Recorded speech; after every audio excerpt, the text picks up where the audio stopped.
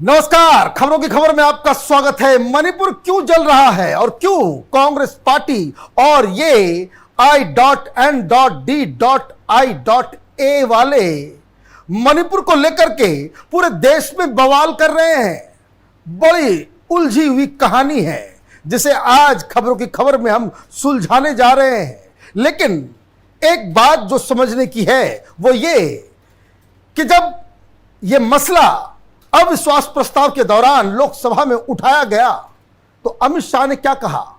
देश के गृह मंत्री ने कहा कि यह कांग्रेस पार्टी का किया कराया है, और तो और उन्होंने इशारा भी किया कि इसके पीछे ड्रग माफिया। लेकिन यह ड्रग माफिया के साथ कौन खड़ा है? क्या सोनिया गांधी खड़ी है? क्या राहुल गांधी खड़े हैं? क्या गांधी परिवार का रिश्ता है? क्या कांग्रेस पार्टी का रिश्ता है? या फिर ये तमाम विपक्षी पार्टियां किसी रिजीम चेंज करने वाले दलालों के साथ मिलकर हिंदुस्तान के खिलाफ कोई साजिश रच रहे हैं? बड़ी बातें हैं, बड़े सवाल हैं, और इन सवालों का जवाब आज एक एक करके तलाशने की कोशिश करेंगे, क्योंकि एक ऐसा खुलासा, एक जिसको कह सकते हैं कि एक इन्वेस्टिगेशन, एक ऐसा थ्रेड सामने आया है जो हमारे मित्र विजय पटेल ने ट्विटर के ऊपर डाला है। यह सोचने के लिए आपको मजबूर कर देगा कि देश में हमने कैसे कैसे गद्दारों को अपने सिर पे बिठा रखा है। तो आज इस इन्वेस्टिगेशन का हिस्सा आप बनिए और देखिए कि किस तरीके से विजय पटेल ने उन सवालों के जवाब को ढूंढने की कोशिश की जो सवाल कोई मीडिया पूछ नहीं रहा। कोई ये नहीं पूछ रहा कि गांधी परिवार का, राहुल गांधी का, कांग्रेस पार्टी का, ये पूरी दुनिया में कोहराम मचाने वाला जॉर्ज सोरोस, ये 82 साल के बुढ़े के साथ उसका क्या रिश्ता है। और इसलिए आज इस विजय पटेल के थ्रेड के ऊपर जो है हम लोग डिस्कस करेंगे। उसने एक सवाल किया, Who is behind Manipur violence and why is Manipur burning since many days? ये सवाल है जिसका जवाब वो ढूंढ के निकालते हैं। Why Congress and other political parties are so much active on this issue? A deep investigation report. अब ये कहानी यहां से शुरू होती है, जो बात अमित शाह जी ने भी अपने भाषण के दौरान कहा था। उन्होंने कहा, very few people know Manipur share almost 400 kilometers of an unfenced border. This border has a free movement regime which allows tribes, Kukis, of both countries to travel up to 16 kilometers inside the border without any restrictions or visa. ये जो मणिपुर है वो Myanmar से ये सटा हुआ है, और वहां आप ये समझिए कि 400 किलोमीटर का बॉर्डर है, और 16 किलोमीटर के दायरे में ये कुकी ट्राइब जो है वो फैला हुआ है। लेकिन कहानी यही खत्म नहीं होती, कहानी आगे चलती है कि this area comes under one of the largest drugs producer area, the golden triangle. Kuki tribes of this border hill area are mostly involved in poppy cultivation. अब आप ये समझिए कि कुकी ट्राइब म्यांमार और मणिपुर के बॉर्डर के 16 किलोमीटर इधर, 16 kilometre इधर, जहां पे ये लोगों का पूरी तरीके से कब्जा है, वहां सिर्फ और सिर्फ ये पॉपी कल्टीवेशन, ये ड्रग्स बनाने का जो है वहां खेती चल रहा है। अब अगला जो ये बात उठा रहे हैं, विजय पटेल ने बताया कि many of you have heard about Colombia drug lord Pablo Escobar, as there is a web series on him Netflix. He burned the whole Colombia when the government agency started to act on him, similar to Manipur, how it is burning now. अब एक Netflix का एक Narcos करके आया, Pablo Escobar, real character है, Colombia का drug Lord था, और जब सरकार ने उसके ऊपर एक्शन लेना शुरू किया तो उसने पूरे कोलंबिया को ही अस्त व्यस्त बर्बाद करके रख दिया।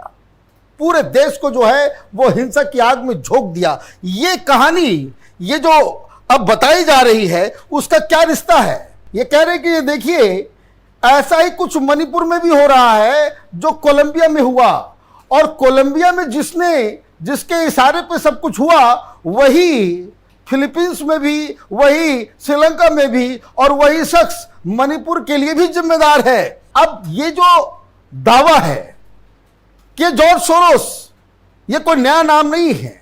वो हिंदुस्तान में प्रधानमंत्री मोदी की सरकार को हटाने के लिए इसने पहले ही डिक्लेयर कर रखा है कि 600 करोड़ रुपए इसने अलग से रख दिए हैं कि मोदी को हटाना है।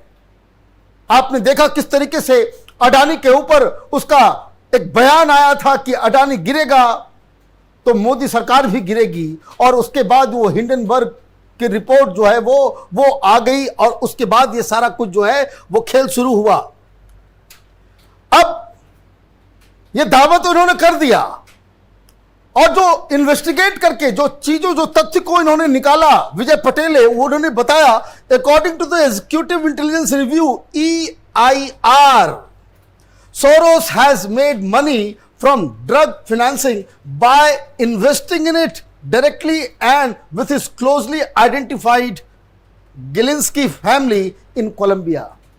अब देखिए कहानी अब बड़े इंटरेस्टिंग मोड़ पे जा रही है, और उसने ये तमाम इस तरह के मटेरियल्स को निकाला।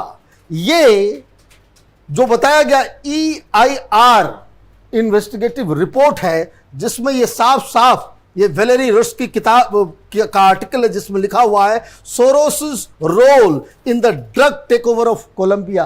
ये ड्रग माफिया के साथ मिलकर के जॉर्ज सोरोस जो है वो काम करता है। और अब अगला इस जो पूरा रिपोर्ट है, उस रिपोर्ट में क्या लिखा गया उसको भी इन्होंने बकायदा अपने इस इन्वेस्टिगेशन का पार्ट बनाया, और ये बताया कि it should surprise no one that Soros would find a congenial atmosphere in drug cartel rule Colombia. He has already made significant inroads in the country's drug financing network, both in his own name and through allies in the banking community. In 1994, the Gilinski family in Colombia, closely identified with Soros's financial interest, used leverages from their Banco Andino to take control of Colombia's second largest bank. ये report साफ साफ बता रहा है कि George Soros ने Colombia के drug के धंधे से इसने कैसे अपना अंपायर खड़ा किया। लेकिन सवाल एक और है कि भाई ये जो रिश्ते जो उसने बनाए और जो उसने पूरे खर्च किए, पूरा डिटेल जो है वो दिया गया है, और ये पता करना कि ये जो जेमिन गिलिंस्की के साथ क्या रिश्ते हैं, उसके बारे में बकायदा फोर्ब्स मैगजीन के अंदर वो आर्टिकल को भी बताया गया है कि जब किस तरीके से ये गिलिंस्की फैमिली और सोरोस के बीच वो रिश्ते बने। सोर्स ही लाइक मी इमीडिएटली, गिलिंस्की सेज, ये फोर्ब्स पत्रिका की रिपोर्ट है, he saw my eyes, he saw my self when he said what do you need. और ये बताया जाता है कि जो पहली मुलाकात में जब हमने बताया कि हमें सारी चीज़ें की ज़रूरत है, उसके पास पैसे नहीं थे, जॉर्ज सोरोस ने इस गिलिंस्की फैमिली को खड़ा किया, उसे पैसे दिए, और वो सारा धंधा बैंक के जरिए वहाँ पे ड्रग कार्टेल को बनाने में और उससे मुनाफा कमाने में इसने, जॉर्ज सोरोस ने अपना वहाँ पूरा अंपायर खड़ा किया। अब एक बात अब तक क्लियर हो गया कि कोलंबिया में जो ड्रग कार्टेल काम कर रहा था, जॉर्ज सोरोस ने उससे खूब पैसे कमाए। उसको समझ में आ गया कुछ बनाने की जरूरत नहीं है, आप इस तरीके से रिजीम में चेंज कर दो, वहां के गलत धंधों को लीगलाइज करवा दो, ड्रग को लीगलाइज करो। ये जॉर्ज सोरोस एक ऐसा शख्स है जो पूरी दुनिया में ड्रग ट्रेड को लीगलाइज करवाना चाहता है, और अब कोलंबिया में इसने जो काम किया वही काम ये हिंदुस्तान में भी कर रहा है, क्योंकि इसने तो कहा है भाई 600 करोड़ रुपए हम देंगे। 600 करोड़ रुपए कहां से आएंगे? ये ड्रग्स के पैसे, और यही पैसा ये जा रहा है कैंपेन में, यही जा रहा है दलाल पत्रकारों में। ये तमाम ये जो पैसे का जो खेल हो रहा है, ये सारी चीजें ये ड्रग के पैसे से आ रहा है। Now come back to Manipur and Burma. In 1994, Soros started the Burma Project to replace the military government of Burma and to put his puppet government. और यही काम इसने बर्मा में भी किया। बर्मा में, ये म्यांमार में अपने हिसाब से जो है वो सरकार बनाना चाह रहा था, जिस तरीके से वो कोलंबिया में सारी चीजों को हैंडल कर रहा था, क्योंकि यहां पे ड्रग्स का धंधा चालू है, ड्रग्स पॉपी जो है वहां पे कुकी जो है कम्युनिटी कर रही है वहां पे। Soros has started to fund Kuki communities and their organisation heavily with the Burma project. He started to give funds to student union, to scholarship from culture groups, to NGOs. Why cookies? अब cookie लोगों को ही ये क्यों कर रहा था? क्योंकि वही ये जो जमीन 16 किलोमीटर मणिपुर के उधर, बर्मा की तरफ, वो 16 किलोमीटर इधर, वहां जो ड्रग्स का जो पॉपी जो बनाया जा रहा था, जो वहां पैदा किया जा रहा था, उसके लिए अब ये बात तो क्लियर है। अब आगे, अब आप देखिए, अब इसमें उसने पूरी लिस्ट दी कि किस तरीके से जॉर्ज सोरोस ये ओपन सोसाइटी की तरफ से अलग अलग कुकी ऑर्गेनाइजेशंस को बर्मा प्रोजेक्ट के तहत वो फंड कर रहा था।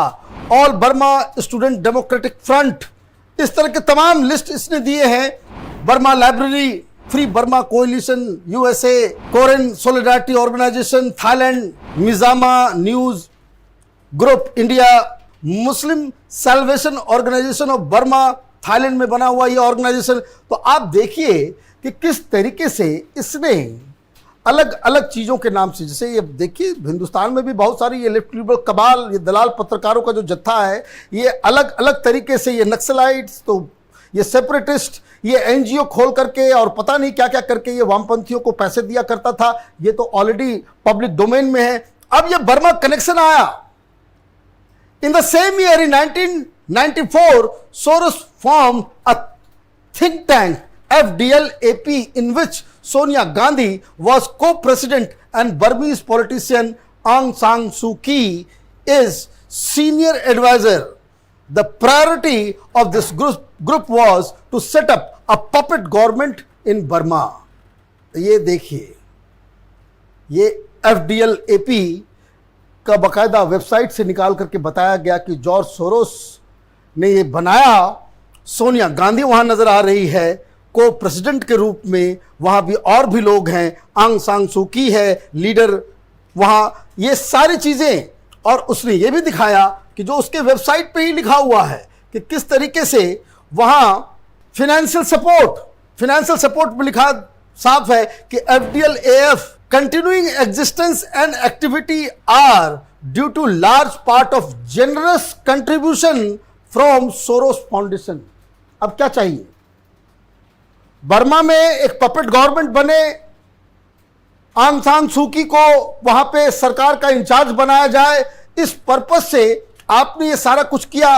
और ये तमाम चीजें कि भाई क्या क्या करना है, नहीं करना है, क्या इनिशिएटिव ले रहे हैं, the role of NGO furthering political change in Burma, ये रिजीम चेंज करके अपने पपेट गवर्नमेंट को वहां बिठा करके वो सारा काम, ताकि उसका ड्रग का धंधा जो है वो चल सके।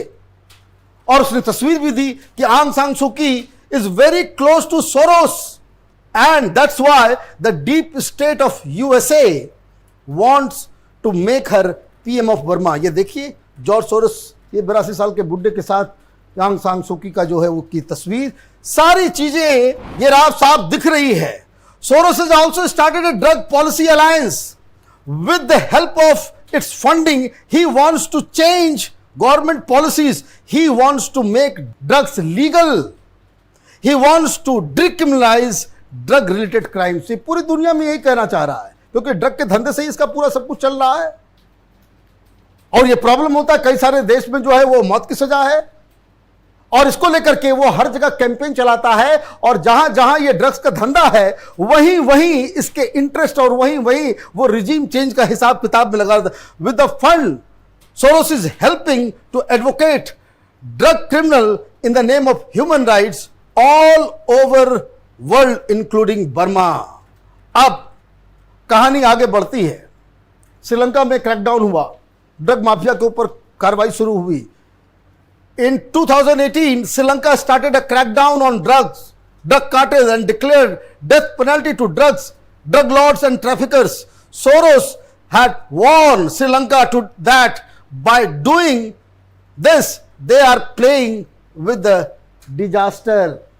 और जब वहां पे लगाया गया कि भाई डेथ पेनल्टी होगी ड्रग का धंधा करने वालों को, इमीडिएटली इसने जो है एक थ्रेटनिंग दिया और ये किया, और बकायदा विजय पटेल ने उसके ट्वीट्स को निकाल करके वो दिखाया.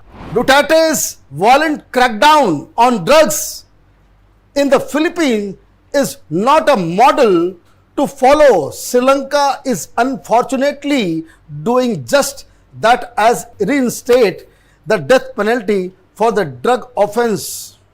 ये देखिए, और बकायदा जो है ये OpenSociety.org में बकायदा इसने लिखा, Sri Lanka's government is flirting with disaster. Threatening दे रहा है कि भाई फिलीपींस में जिस तरीके से क्रैकडाउन किया गया उससे फिलीपींस में तबाही मची, ये श्रीलंका को भी इसी तरह की धमकी दिया. और क्या हुआ कि श्रीलंका ने फिर भी उसकी धमकी को रिजेक्ट करते हुए ये डेथ पेनल्टी को, ड्रग ट्रैफिकिंग को जो है डेथ पेनल्टी में कन्वर्ट कर दिया. कोई दिक्कत नहीं है. अब कहानी यहीं से शुरू हो रही है.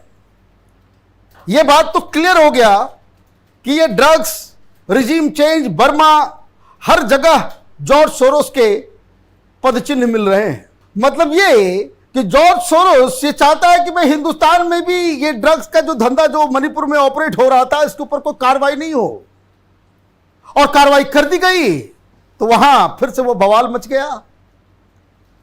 लोकसभा के अंदर कांग्रेस पार्टी पूछ रही थी हथियार कहां से आ रहे हैं, इतने सोफिस्टिकेटेड वेपन कहां से आ रहा है, गोलियां कहां से आ रही है, बारूद कहां से आ रहा है, पैसा कहां से आ रहा है. जवाब तो यहीं सामने मिल रहा है.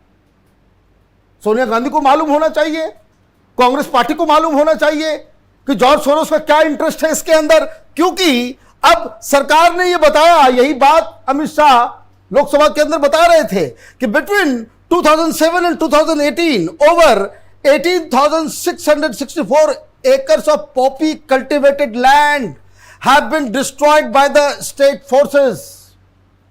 18,664 एकड़ जमीन जहां पे ये पैदा किया जा रहा था